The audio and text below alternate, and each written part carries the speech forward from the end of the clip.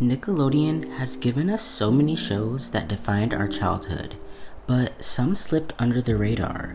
100 Things to Do Before High School is one of those hidden gems. It may not have lasted long, but it left a mark on kids growing up in the early 2010s. In this video, we're going to be deep diving into this underrated gem and why it only lasted for one season. So sit back, grab a snack, and let's dig in.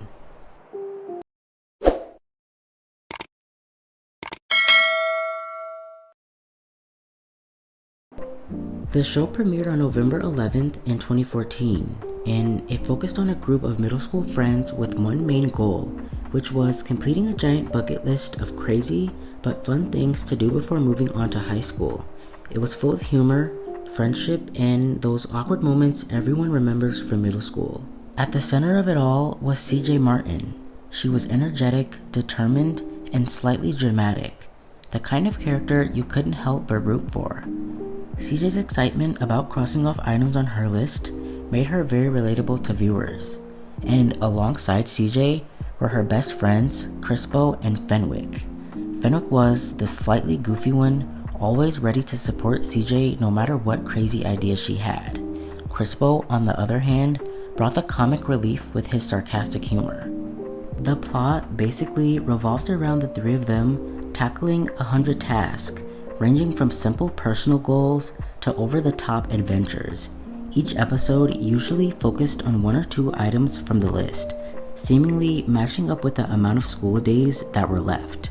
One of the strengths of the show, in my opinion, was how it captured that middle school energy, the excitement, the drama, and the pure chaos of trying new things. Viewers could see themselves in CJ, Fenwick, and Crispo as they navigated friendships, school projects, and personal challenges. The show wasn't just about humor. It subtly tackled the themes like teamwork, problem solving, and self-confidence. Kids learned lessons without feeling like they were being lectured, which is part of what made it memorable. And interestingly, 100 Things to Do Before High School actually came from a movie first. The movie introduced CJ and her friends and their quirky adventures. It helped set up the premise for the series. It was a smart way to test the concept before committing to a full show. Once the movie proved popular, Nickelodeon greenlit the series. The show retained the same cast from the movie, which gave fans continuity and a familiar feel. The transition from a one-off film to a weekly series was smooth.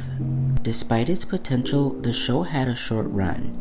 It aired for just one season with 25 episodes, which is surprising considering the amount of charm it brought to the network. Many fans were left wishing there had been more.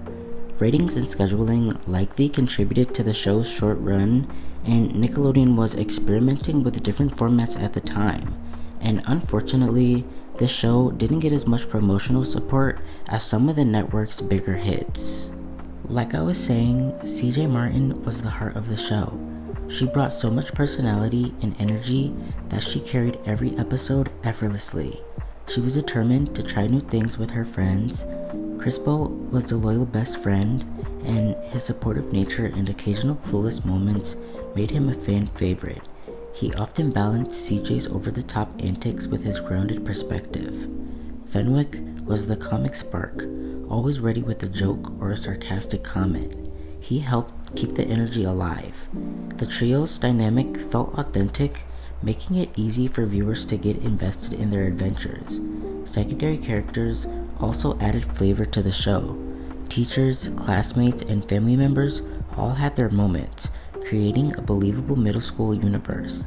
Each episode introduced a new situation or challenge that kept things fresh. Since the show aired, Isabella Merced has gone on to become a well-known actress in Hollywood.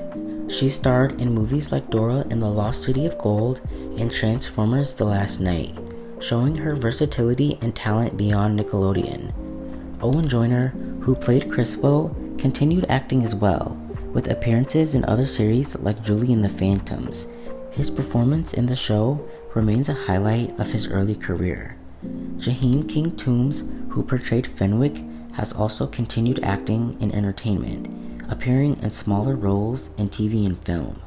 Fans of the show often recognized him immediately and remembered his humor and charisma. The chemistry among the main cast was undeniable. The three of them felt like a real friend group. Their playful banter and occasional arguments mirrored the dynamics of many viewers' own school experiences. Nickelodeon's marketing at the time was solid but limited.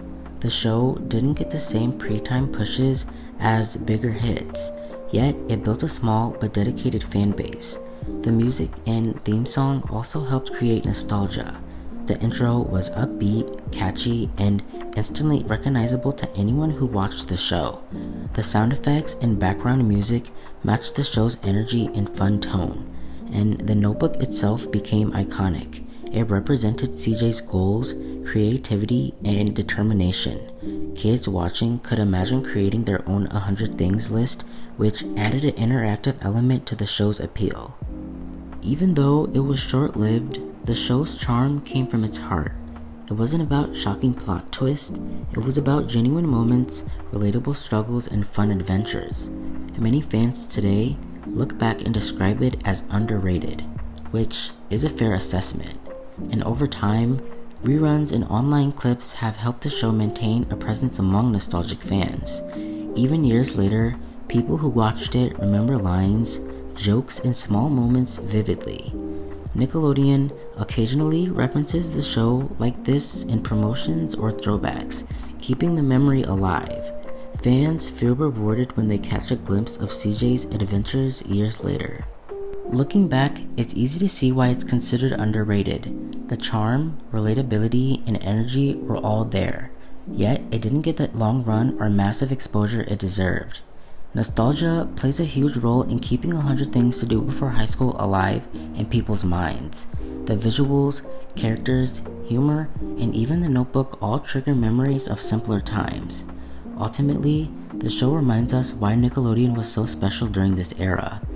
Even short-lived shows like this leave a lasting impression, and for many fans, it's a treasured part of childhood memories. CJ, Fenwick, Crispo, and their adventures will always be remembered, even if only by those who truly watched. So let me know in the comments, do you think this show was underrated, or do you think it ran its course? Also, if you liked this video, please leave a like and subscribe if you feel like it. Thanks for watching.